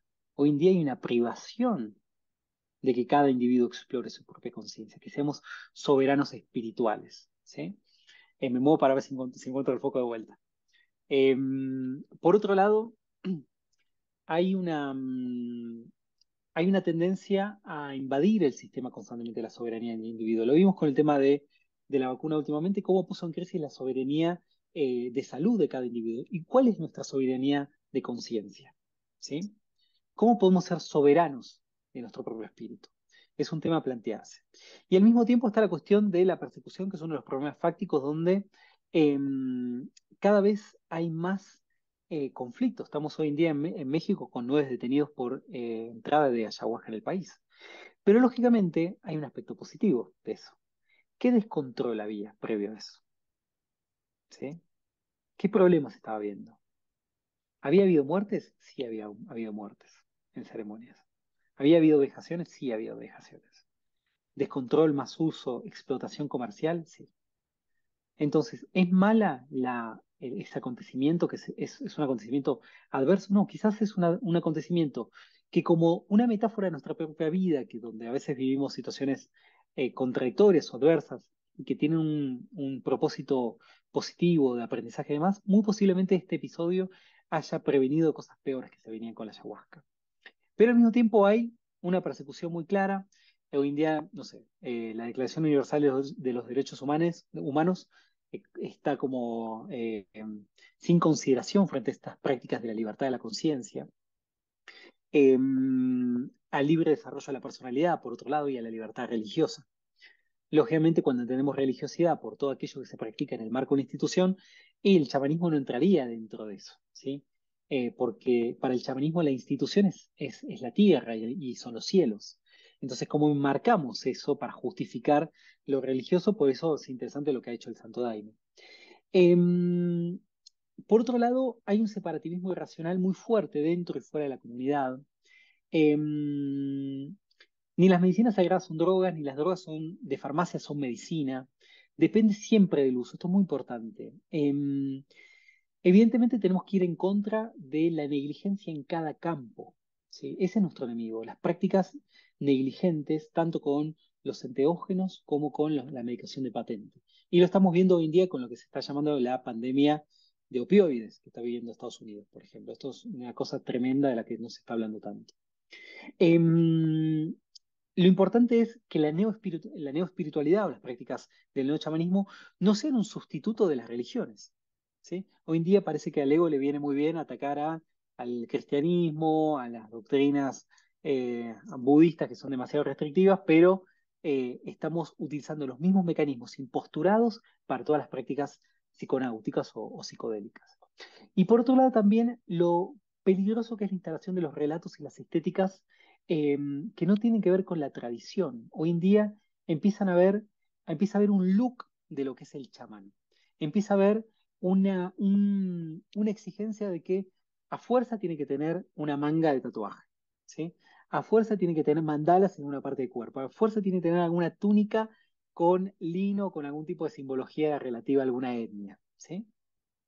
Tiene que tener cierta cadencia en el hablar, tiene que utilizar ciertos vocablos, ¿sí? El chamán que no utiliza hermanitos, vivemos, fluyamos, tribu, es un chamán poco amoroso, ¿sí? Entonces, estamos hablando de que empiezan a haber estereotipos, ¿sí? O arquetipos, diría nuestro amigo Rey, arquetipos que fagocitan justamente a los que deberían encarnar la lucha por la liberación, ¿sí? Al mismo tiempo estamos viendo esta estetización que creo que en México no se sufre tanto, pero sí más en Europa y Estados Unidos, la estetización de las prácticas ceremoniales en contextos de resorts, de retiro junto al mar, etcétera, que nada tienen que ver con las prácticas de la tradición. Uno va a un contexto selvático, uno va, no sé, a la casa de una curandera de Huachuma y el polvo te llena tus pertenencias en 2 minutos, ¿sí? Caminan las ratas, le dan un significado de acecho muchas veces. No solamente es porque hay una cultura distinta de lo limpio, eh, que podremos hasta problematizar qué es lo limpio dentro de la cosmovisión del conocimiento, eh, sino que hay una cuestión que va más allá del orden de lo material. Y en este punto nos encontramos que hasta incluso el concepto de ronda de ceremonia es algo moderno, ¿sí? Cuando uno va al trabajo con maestros, por lo general es el trabajo del aislamiento, ¿sí?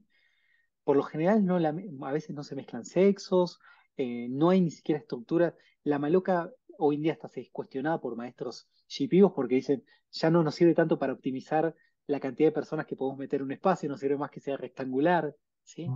No hay ni siquiera una base como una justificación simbólica a la figura de la ronda. Y hoy en día parece que la ronda es el símbolo de el flujo energético, nos hacemos ideas, pero ¿de dónde vienen esas ideas? Entonces hay que cuestionar esas instalaciones, relatos sintéticas, más que nada para no desprestigiar a personas que pueden tener mucho conocimiento, pero en su tradición no hay kushmas, no hay símbolos, no hay estéticas. Pienso, por ejemplo, los curanderos de Huachuma no tienen un arte como el arte quené, ¿sí? Que al mismo tiempo genera todo un comercio muy importante. No hay una simbología que represente a la curación en Huachuma. ¿Y cuántos otros curanderos o hombres y mujeres de conocimiento que nos pueden guiar a nuevos entendimientos de nosotros mismos, a elevar nuestra energía, no forman parte de ninguna comunidad, no forman parte de ningún linaje, no tienen una estética particular y los desmerecemos por eso? Ujú. Entonces, ¿cómo nosotros, elevando nuestro conocimiento, tenemos que encontrar el conocimiento fuera de las tradiciones hegemónicas del chamanismo actual? No desmereciéndolas, no atacándolas, sino sabiendo que podemos caer en un engaño de branding frente a estas grandes medicinas que hoy en día están como acaparando la escena.